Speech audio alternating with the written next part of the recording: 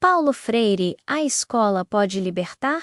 Você já imaginou que aprender a ler pode ser um ato de libertação? E se eu te dissesse que um educador brasileiro ficou conhecido mundialmente por defender que a escola pode transformar o mundo? Hoje você vai entender por que Paulo Freire é considerado um dos pensadores mais importantes da educação mundial e o que significa, afinal, educação como prática da liberdade. Década de 1960, o Brasil vivia profundas desigualdades sociais. Milhões de adultos eram analfabetos e isso significava muito mais do que não saber ler.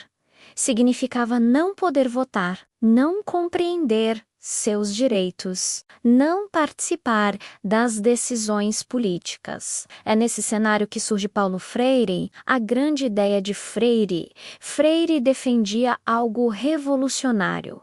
A educação não deve servir para manter a dominação, ela deve servir para libertar. Para ele, aprender a ler e escrever não era apenas dominar palavras, era entender o mundo, questionar a realidade, tornar-se autor da própria história. Ele dizia que o sujeito deve biografar-se, existenciar-se, historicizar-se, ou seja, escrever sua própria existência. O que é educação como prática da liberdade? Freire criticava o modelo tradicional que ele chamava de educação bancária. Nesse modelo, o professor deposita conhecimento, o aluno apenas recebe. Para ele, isso mantém o status quo, o estado das coisas.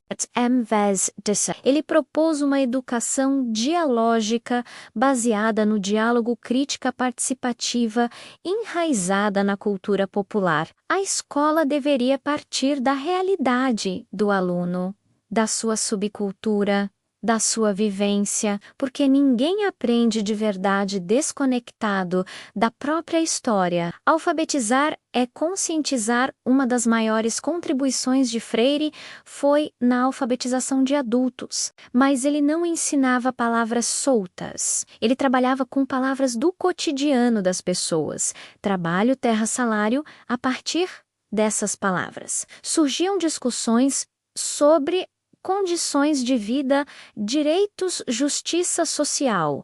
Por isso ele dizia: alfabetizar é conscientizar. Aprender a ler é aprender a interpretar o mundo para transformá-lo. Por que Freire ficou famoso no mundo inteiro? Porque sua proposta vai além da sala de aula. Ela envolve filosofia, sociologia, história política.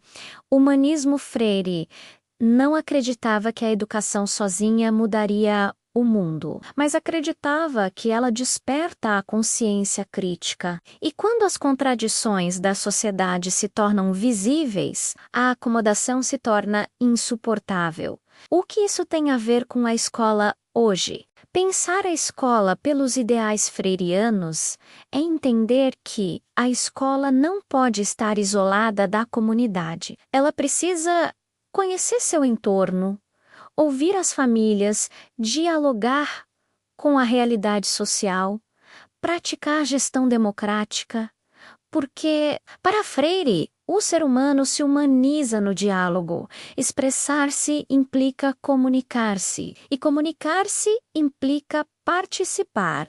Educar para a liberdade é formar cidadãos capazes de pensar, questionar e transformar sua própria realidade.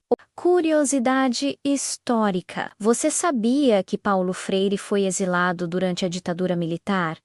Seu método foi considerado perigoso, e talvez essa seja a maior prova da força de suas ideias. Paulo Freire não defendia apenas um método, ele defendia uma filosofia de vida, uma educação que não domestica menos, mas emancipa. E agora eu te pergunto, a escola hoje forma repetidores ou formadores de opinião? Se você gosta de conteúdos sobre história, educação e curiosidades que transformam a forma como vemos o mundo, já se inscreve no canal.